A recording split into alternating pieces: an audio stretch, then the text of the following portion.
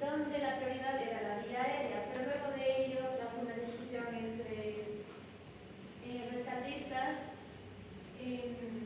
duró 36 meses su preparación y sus estudios, decidieron que se debía de cambiar a CAB, donde se priorizan las compresiones, ya que las compresiones son las más importantes porque es importante el flujo sanguíneo, ya que en la ventilación que se hacía antes en la vía aérea se dejaba pasar el tiempo máximo de hasta un minuto, y ustedes saben que el tiempo es vital, así que se podían perder funciones vitales. En cambio, ahora se prioriza lo que es la compresión. Y el ABC del trauma, que es lo que el doctor nos decía que vamos a llevar luego, significa A de vía aérea, B respiración, C circulación, D déficit neurológico, la E la exposición al ambiente o al trauma que se ha sufrido, el trauma que ha sufrido el paciente politraumatizado. Antes de que pase a ver conclusión diapositiva, antes de pasar a esto, jóvenes, es fundamental. Si ustedes han hablado de causas, ¿no ven? A partir del 2010 dice su compañera que hay que manejar las situaciones que se sabe. Pero depende de la causa. De las causas, no de las por ejemplo, uno neumotórax pertenecido más a CC. No veo, no. Mucho depende de la causa, pues. Un tratamiento cardíaco. Claro. Un tromboembolismo, ¿cuál vas a hacer? Porque es malo, ¿no? Un tromboembolismo vas a hacer cuál. Digamos, en un shock, un paro shock, ¿qué vas a hacer? Sí. Entonces, mucho dependerá. Yo, por lo menos, no estoy muy de acuerdo con el manejo. O sea, vos tienes que cambiar, eso es modificado. Depende, por eso. Claro. Por ejemplo, un trastorno metabólico, hipocalemia, hipercalemia, hará ser. Claro. Entonces, no es como la cena, ¿no? Como el Padre Nuestro. Primero, como decía, los dos caminos mundiales. Claro. No es como el Padre Nuestro, que el Padre Nuestro pues, no puede cambiar. No es como la Biblia también, sí. El contexto hace que cambie, ¿no? Claro. De aquí a 10 años, cuando yo me jubile y pues estés en la actividad, por ahí se abre la cámara. Entonces, a eso me refiero, es importante aclarar eso. Depende de la etiología del paro, ¿no? Vamos. Pero está igual voy a hablar de la La guía. Ya. La guía de la ANA, como les decía, que cambió desde 2010, contempla CAB, empezar por las compresiones, seguir con la vía aérea y la ventilación. ¿Qué es lo que se hace? Primero se debe evaluar la inconsciencia del paciente, que el paciente esté inconsciente, y empezar con las compresiones, porque según la guía lo que dice no se debe de perder tiempo, porque se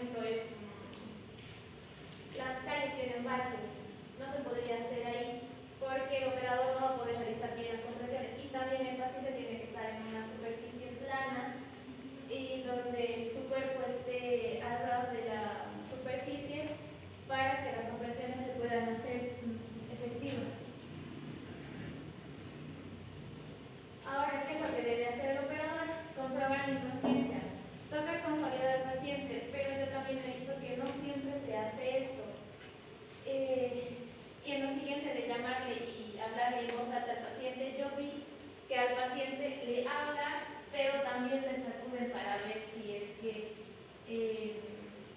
solo ha sido un desmayo, un síncope. Así que tal vez, doctor, pienso yo que no es del todo correcto tocar con suavidad, pero también sí, si es que vemos que el paciente está con un trauma. Y bueno, si es que el paciente no nos responde es porque está inconsciente, y de ahí empezamos el ESP. Activar el sistema de emergencias. Como ya les decía, después de verificar que el paciente está inconsciente y, por ejemplo, hay una multitud, delegar a una persona para que esa persona llame al servicio de emergencias. Aquí en Sucre es al número 160 y pedir ayuda a las personas cercanas. También podemos pedir ayuda para que nos ayuden en el DSP, lo que nos habían enseñado el año pasado, que si nosotros estamos aquí, la otra persona puede ponerse aquí al frente e iniciar nuestras compresiones una vez la siguiente, o hacer las 30 y la persona del frente hacer otras 30 simultáneamente. Las compresiones. Se inicia el masaje cardíaco, las compresiones colocando las manos en el centro del tórax a nivel del esternón. Se palpa la apófisis sifoides y 2 dedos por encima de ella, o también en la línea media de los pezones. Se colocan las manos, se prioriza la mano con la que tengamos, la que seamos diestros, y por detrás la otra mano, de esa manera. Y se mide la apófisis sifoides 2 dedos o 3 dedos por encima de ella y se ponen ahí.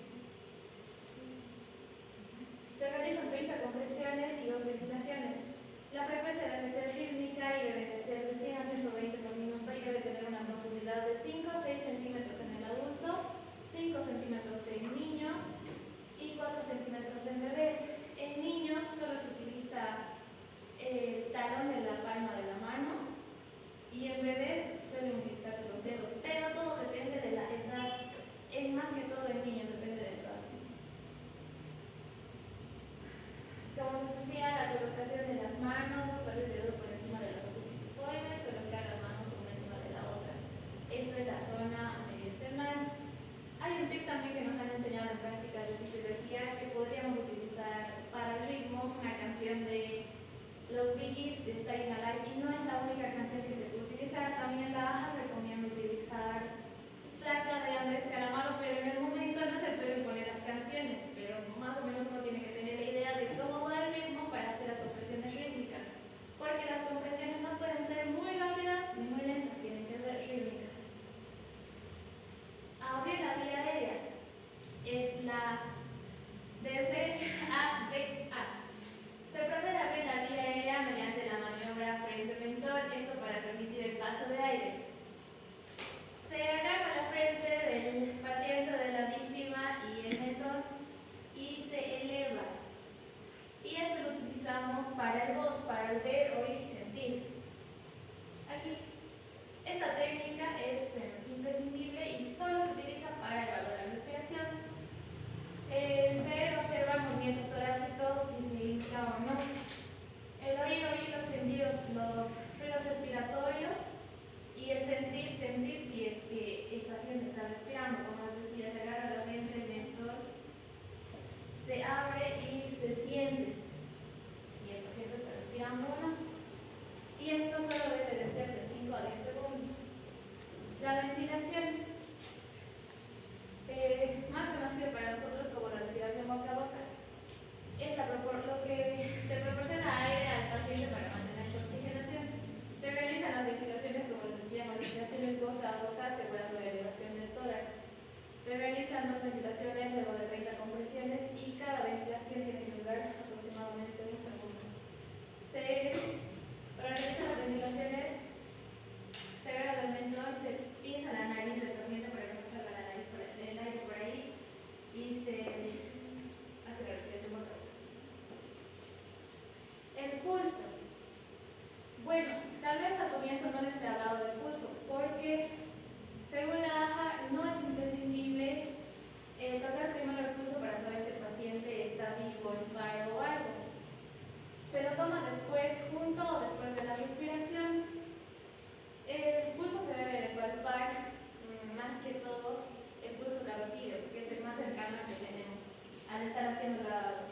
el voz de la respiración podemos palpar.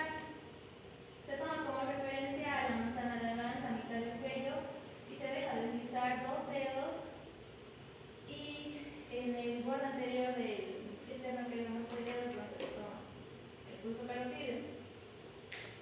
Es importante, pero no es imprescindible, porque, como les decía al comienzo, podemos perder tiempo valioso. Y cuando ya estamos con el voz, si no hay pulso, se asume que el paciente está en un paro y se inicia con las compresiones. La posición de seguridad es la posición lateral en la que se le coloca al paciente luego de que éste haya retomado sus funciones vitales, como respirar, el pulso, para que el paciente, si es que intenta vomitar o puede broncoaspirarse, no lo haga hasta que llegue la ayuda necesaria. Se realiza poniendo una mano, en este caso la derecha, hacia el otro hombro y se debe de alzar el pie del mismo lado y se debe empujar al paciente a este lado, solo que el muñeco no me ayuda. Y mantener la vigilación al paciente cada 2 minutos. Se utiliza cuando el paciente está inconsciente pero ya está respirando y tiene pulso. Pero no se recomienda la posición lateral de seguridad cuando se evidencia de que el paciente tiene un trauma cervical. La maniobra, lo que les he explicado primero. El paciente debe de estar en decúbito supino en una superficie plana. El operador debe de estar al lado del tórax. Se recomienda que cuando el operador vaya a realizar la maniobra del SP, caiga de ambas rodillas, no que caiga una primero, porque esta hace que una persona pueda perder el equilibrio o no colocarse donde debería. Luego colocar las manos, como les había explicado, palpando la apófisis linfoide 2 o 3 dedos encima en la línea de las tetillas. Ahí se deben de colocar las manos una encima de la otra y empezar las compresiones rítmicas con una profundidad de 5 a 6 centímetros. Realizar las 30 compresiones y las 2 ventilaciones. Cuando se suspende el RCP, se aconseja mantener el RCP hasta que la víctima respire espontáneamente y haya recobrado el pulso, y también hasta que llegue la ayuda médica.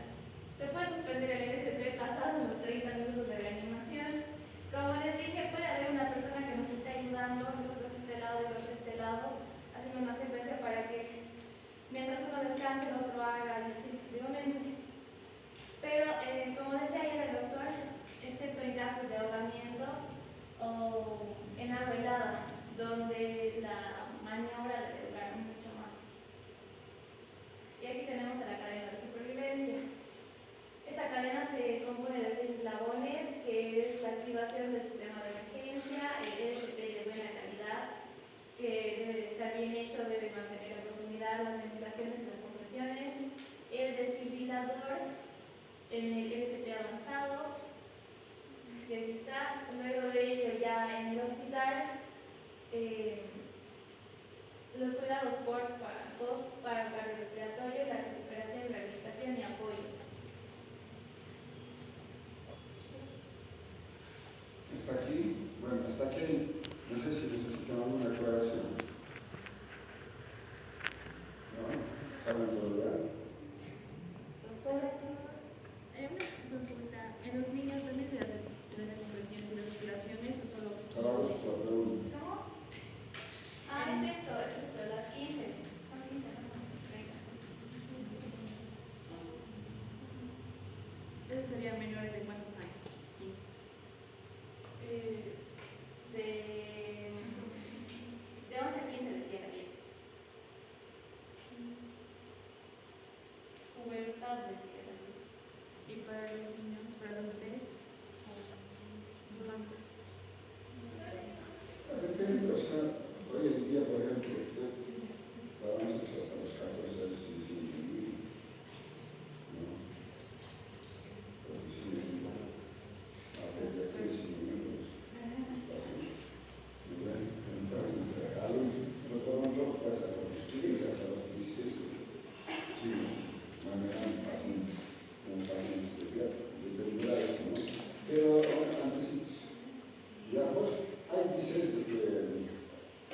espérese que, o sea, desfibrilador ha dicho, la desfibrilación solamente se hace cuando, Bueno, doctor, pero ya es un salud muy avanzado. no sé. Si es que se tiene un Claro, desfibrilador. sino de lo contrario, a ver, en otros países, todos los centros, ¿ya? Los hospitales, los supermercados, tienen su desfibrilador. Entonces, ahí van a hacer el CT avanzado, según vos. No, con su desfibrilador. Bueno, sin ir lejos, vos vas al SAS, tienen su desfibrilador. ¿Han visto, no? ¿A qué van al SAS?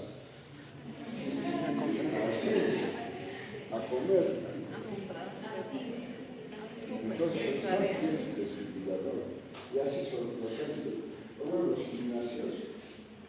Yo veo muchos gimnasios. Por ejemplo, es esto, para habilitarse de los desfibriladores. Entonces, ahí no vas a hacer.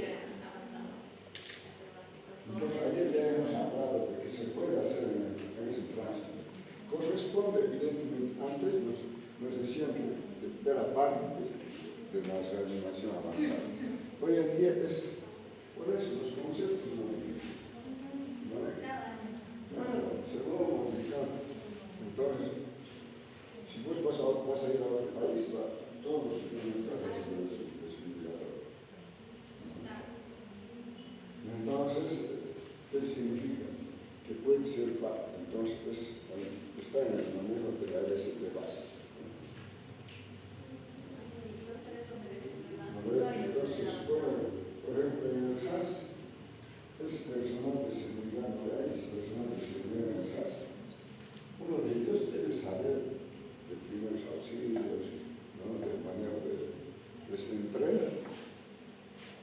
De tal manera, si ve a un paciente que ha hecho un paro en el SAS, van a sacar el desfibrilador y el desfibrilador. ¿No? Claro, ahora también, claro, si bien, por ejemplo, la evaluación de un paciente con paro es rápida.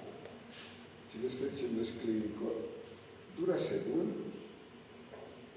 La evaluación del paciente no debe durar más de 10 segundos. Entonces, ¿cómo te vas a dar cuenta que esté en paro? Lo primero que haces es, pues, pulso. Claro, no le tomarás pulso radial, entonces, pero eso sí o sí, cada 2 minutos tienes que evaluar. Para eso tienes que tomar el pulso, ¿no? En la carótida. Si no, ¿cómo te vas a dar cuenta que ese paciente ha recuperado su significado?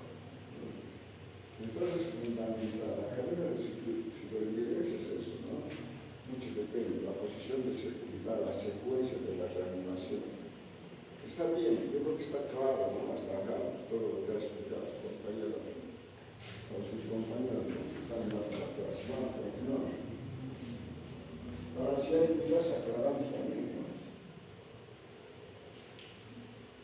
Buenos días, doctor. Buenos días, compañeros. Yo les voy a hablar sobre el uso del desfibrilador. ¿Qué es un desfibrilador? Es un dispositivo médico que envía una descarga eléctrica al corazón para restablecer el ritmo cardíaco normal, cuando el corazón está latiendo de forma caótica y en estado de paro. Se usa principalmente en emergencias para la fibrilación ventricular y la taquicardia ventricular sin pulso. La fibrilación ventricular, bueno, es una arritmia cardíaca grave y potencialmente mortal.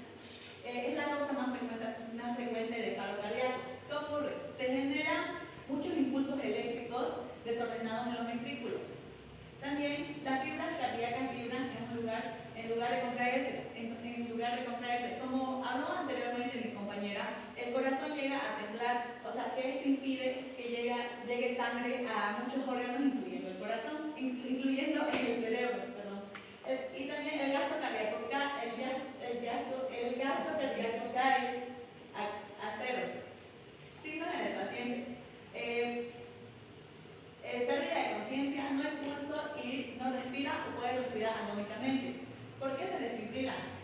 La descarga bueno, el desfibrilador lo que hace es que hace la descarga interrumpe la actividad eléctrica caótica para que el nodo sinusal vuelva a controlar el ritmo. Bueno, ¿por qué ocurre la fibrilación ventricular? Puede ocurrir por tres causas principales: infarto agudo de miocardio, cardiopatías estructurales y alteraciones eléctricas. El infarto agudo de miocardio es una muerte o daño de una parte del músculo cardíaco porque no recibe suficiente sangre. ¿Qué sucede aquí? Puede existir una placa de grasa, ruptura, puede existir coágulos, el cuerpo intenta reparar formando coágulos de sangre sobre la placa y esto puede llevar a una obstrucción, el coágulo llega a tapar la arteria. Síntomas clásicos: puede haber dolor opresivo que se siente como si un elefante estuviera encima del paciente. Irradiación, existe dolor irradiado hacia el brazo izquierdo, cuello, mandíbula y espalda. Síntomas asociados: puede haber sudor frío, que es la diaforesis, náuseas y falta de aire y mareos. También está la cardiopatías estructurales, que es un problema de la arquitectura o las piezas del corazón, o sea, de las paredes y puede ser de las válvulas. Existen tres tipos principales de daño, que son los problemas en las válvulas, que puede haber una estenosis e insuficiencia de las paredes del ventrículo. Problemas en el músculo. También se llaman miocardiopatías, que existe una hipertrofia, es cuando las paredes se ensanchan y no permiten la llegada de la sangre, o dilatadas, que es cuando el corazón se infla como un globo, esto no llega a expulsar bien la sangre hacia los órganos. Problemas de nacimiento. Se llaman cardiopatías congénitas, es cuando el recién nacido nace con una cardiopatía, por ejemplo, un hueco en la sangre que puede llegar a conectar hacia las arterias. Alteraciones eléctricas. Bueno, aquí es cuando el sistema de conducción falla, aunque las paredes y las válvulas del corazón estén en perfectas condiciones. Existen tres fallos. Los tres fallos principales del sistema eléctrico son problemas de velocidad, que puede haber una taquicardia, una bradicardia más de 100 veces por minuto y bradicardia menos de 60 veces por minuto. Puede haber problemas de ritmo. Aquí es donde entra la fibrilación ventricular, que ya lo expliqué. Problemas de conducción, que se conocen como los bloqueos. La taquicardia ventricular sin pulso es una arritmia grave donde los ventrículos laten muy rápido. ¿Qué ocurre? La frecuencia cardíaca supera los 150 a 250 latidos por minuto. El corazón no logra llenar o expulsar la sangre adecuadamente. Existen características en el paciente. El paciente inconsciente, no hay pulso palpable, puede evolucionar a fibrilación ventricular.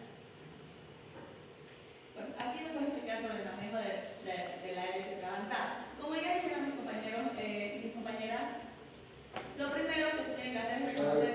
Un momentito, antes que pase el manejo de la ALS avanzada.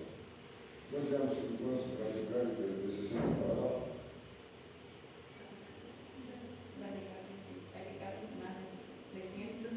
Yo no voy a sacar eso. ¿Cómo? ¿De dónde sacar? Ahora verás el diapositiva. Ahí, a ver.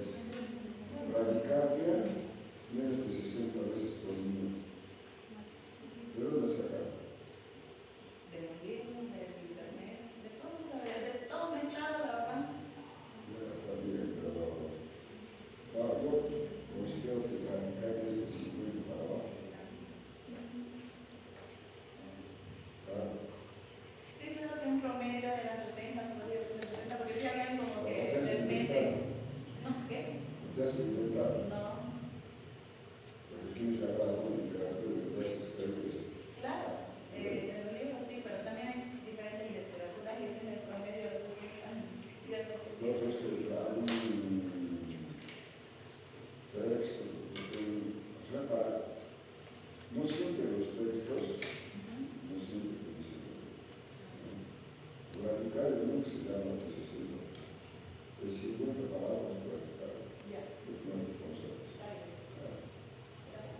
¿Qué más?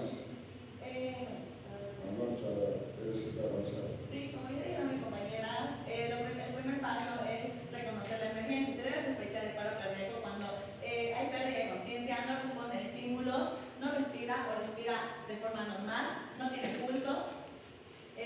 Se tiene que pedir inmediatamente ayuda, llamar al servicio de emergencias y también aquí en este caso se dice que se traiga la DEA, que es el desfibrilador, un DEA, desfibrilador externo automático.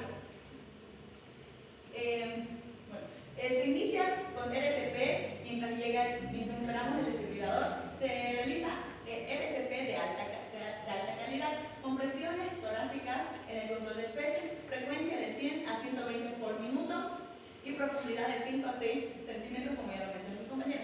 La RCP mantiene la circulación mínima de sangre en el corazón y en la sangre, en el cerebro y en el corazón mientras llega el desfibrilador. Colocar el desfibrilador. Cuando llega, se enciende el equipo y automáticamente se colocan los parches adhesivos en el pecho. Se coloca una debajo de la clavícula derecha y otra en el lado izquierdo del tórax. Aquí el desfibrilador actúa automáticamente. En la pantalla se muestra el ritmo que va y ahí te indica cuándo tienes que poner inicio. Monitorización y análisis del ritmo cardíaco. Antes de la descarga se debe decir que nadie toca al paciente, se tiene que mirar de la cabeza hacia los pies. Existen dos, ruta A y ruta B. Vamos a la ruta A, que es el ritmo desfibrilador, que son ritmos desfibrilables primero se descarga inmediatamente bifásico de 120 a 200 joules. Segundo, se inicia, prosigue con RCP durante 2 minutos. No se tiene que checar el pulso tras la descarga. Se comprime inmediatamente. Aquí la diferencia es que tenemos que buscar el acceso vascular, establecer una vía intravenosa o intraósea. Y aquí, después analizar el ritmo, si persiste y seguir con la segunda descarga. Después de la segunda descarga, se administra adrenalina 1 miligramo por intravenoso, repetir cada 3 a 5 minutos. Y se vuelve a iniciar con la RCP 2 minutos, analizar ritmo, si persiste, se hace una tercera descarga y después se usa antiarrítmicos, como la amidadona,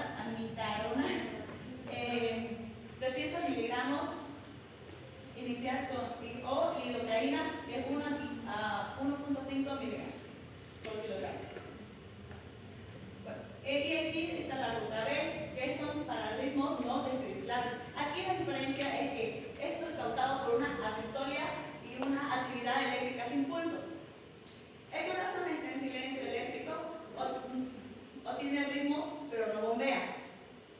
Se administra adrenalina inmediata. Es la prioridad de administrar 1 miligramo intravenoso o intraóseo lo antes posible. Se hace RCP durante 2 minutos. Compresiones y manejo de la vía aérea. Tercero, analizar el ritmo, si sigue sin desfibrilable, continuar ciclo de 2 minutos de RCP de adrenalina cada 3 a 5 minutos. ¿Le paso la pregunta? ¿Qué dije? ¿Qué cosa? Ya, hasta aquí no sé si hay algunas dudas. No hay más. Creo que has revisado la literatura pasada. ¿No? Es bueno que vean artículos nuevos.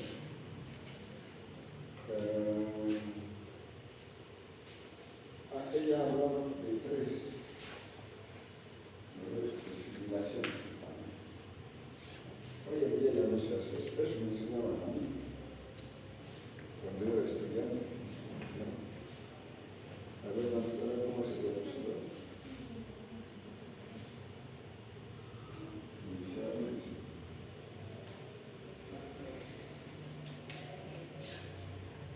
Entonces, ella habla a su compañera de 3 descargas, ¿no? Hoy en día solamente, por eso era primero, para hablar de desfibrilación, el primero que ibas con el pan que es desfibrilador.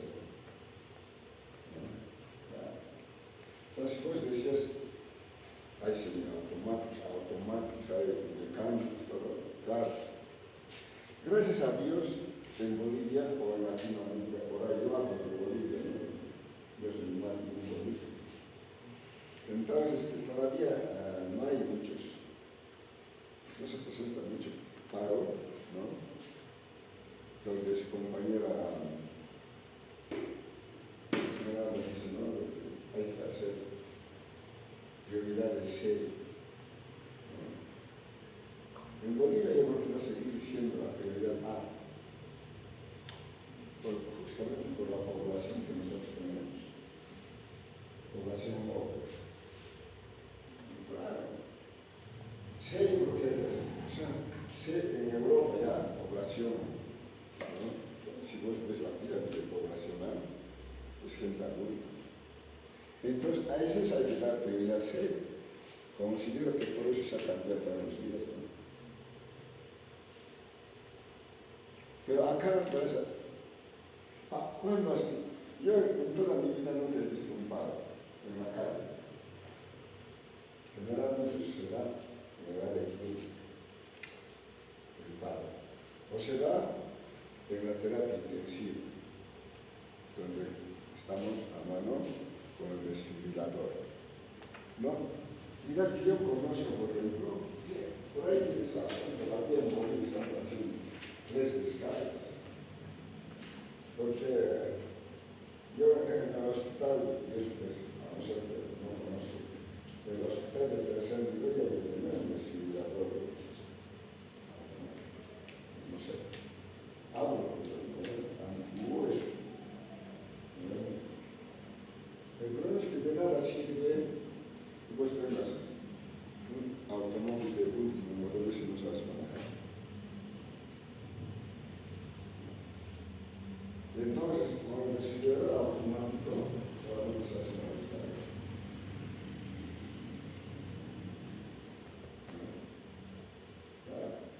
Una sola descarga, ¿de cuántos joules?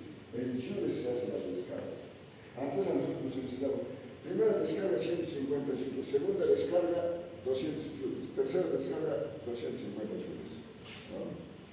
Ya. Claro, eso es con el mecánico. Y en el hospital siempre, claro, eso vuelve a nuestra pobreza. No está bien, pero hay que actualizarnos, ¿no? Nuestra pobreza hace que sigamos utilizando entonces desfibriladores mecánicos.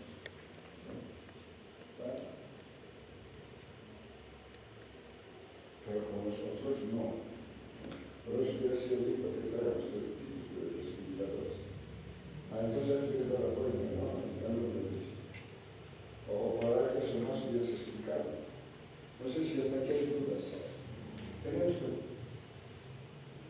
2 menos 10. ¿Cuánto falta?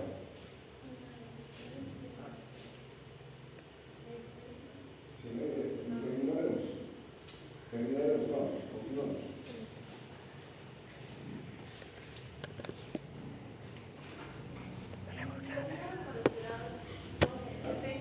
Los cuidados post-SMP son un conjunto de medidas médicas que se realizan después de que un paciente haya recuperado el pulso. La Asociación Americana del Corazón denomina, bueno, el objetivo es mantener la estabilidad del paciente. Mantener la estabilidad del paciente y prevenir daño cerebral, que es el órgano más noble que debemos cuidar. Y después,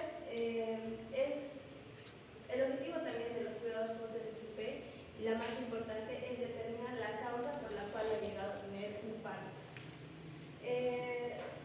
La Asociación Americana del Corazón muestra una lista.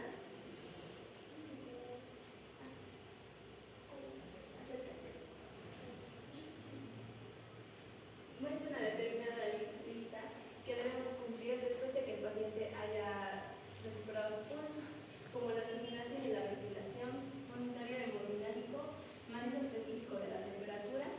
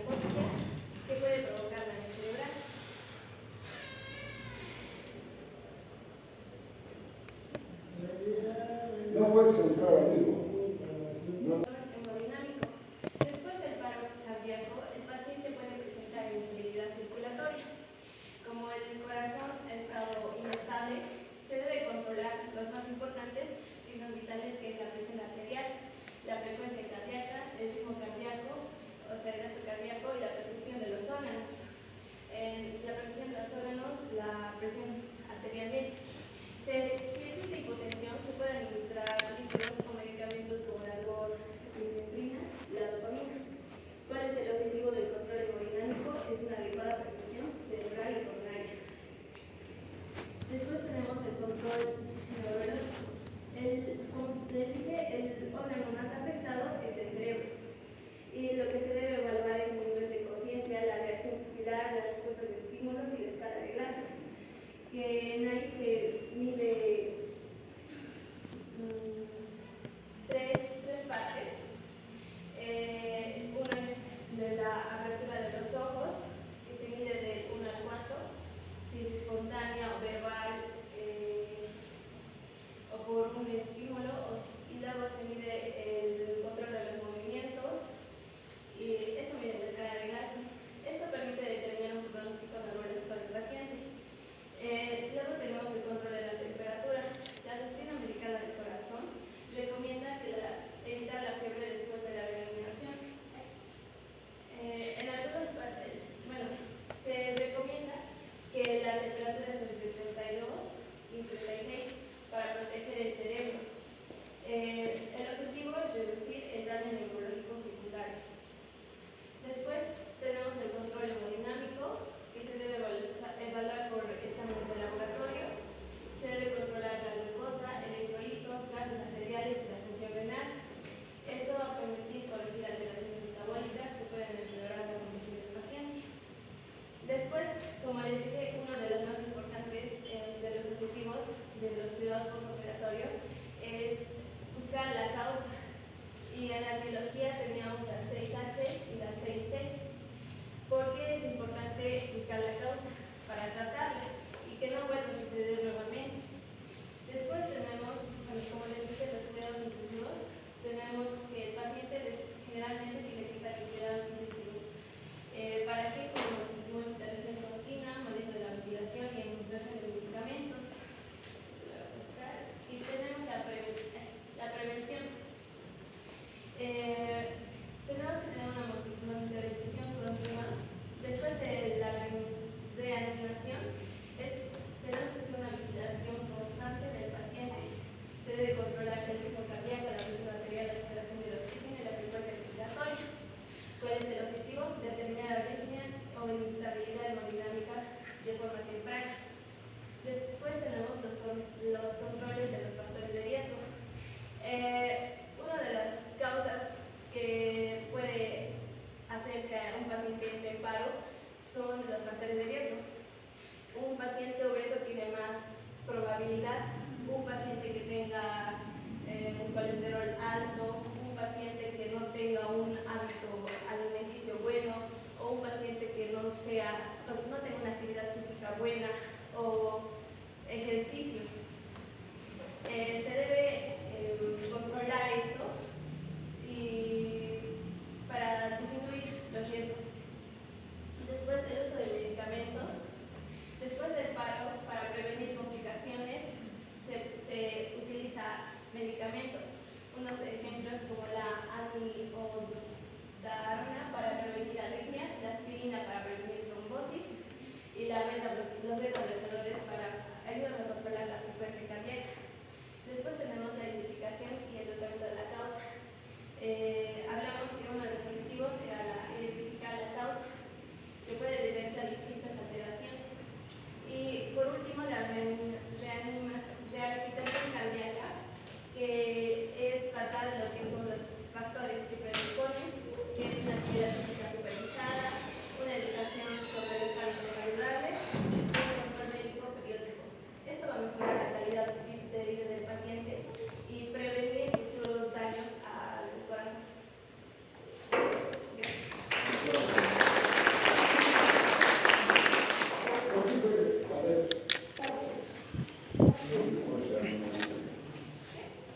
¿Por qué puede haber grupos de anotación?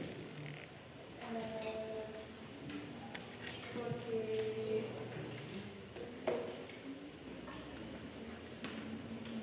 Estás hablando de evitar la fiebre después de la reanimación.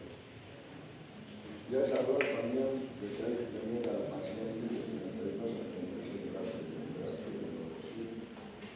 Pero 32 grados, si estamos hablando de hipotermia, que es una de las causas del paro. Entonces, ¿cuánto vos crees que es hipotermia para vos? ¿Cuántos grados?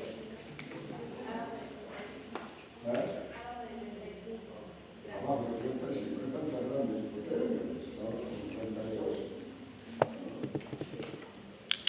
Entonces, ¿crees que vas a tener hipotermia ese paciente? No, pero se recomienda que el paciente no esté con temperaturas altas porque puede provocar daño cerebral. Claro, por eso, Luis, ¿cuál es la causa?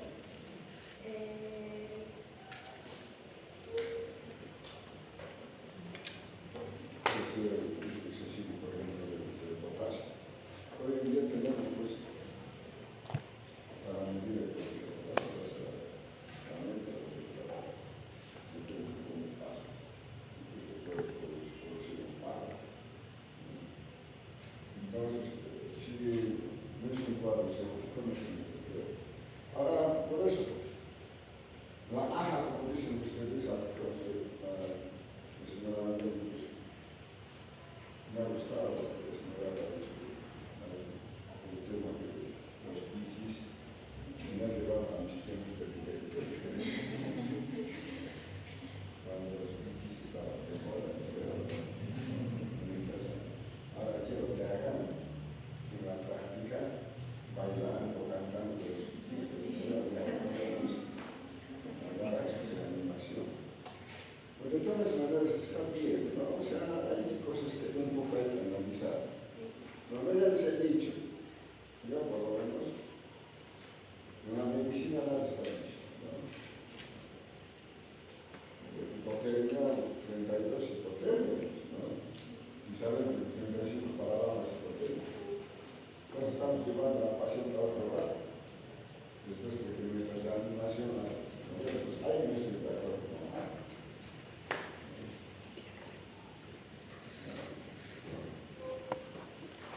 Pues la idea, o sea,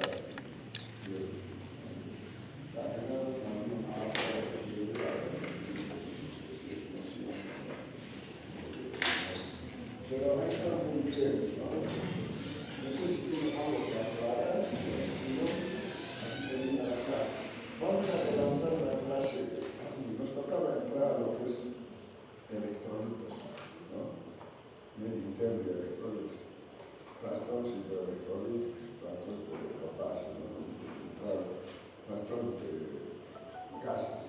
Pero vamos a adelantar un poquito lo que es introducción a la técnica química y instrumental, etc. Un poco para que ya nos vayamos metiendo, digamos, a gabinete también. Porque si no, no vamos a poder todavía investigar. Si llevamos electrolitos, vamos a tener que seguir en el hospital. De todas maneras, siempre que vamos a compartir la hospital, yo de los manos. Pues ya queremos que ustedes vayan a gabinete para hacer simulaciones. Pensé que ibas a hacer simulaciones. No me ha dicho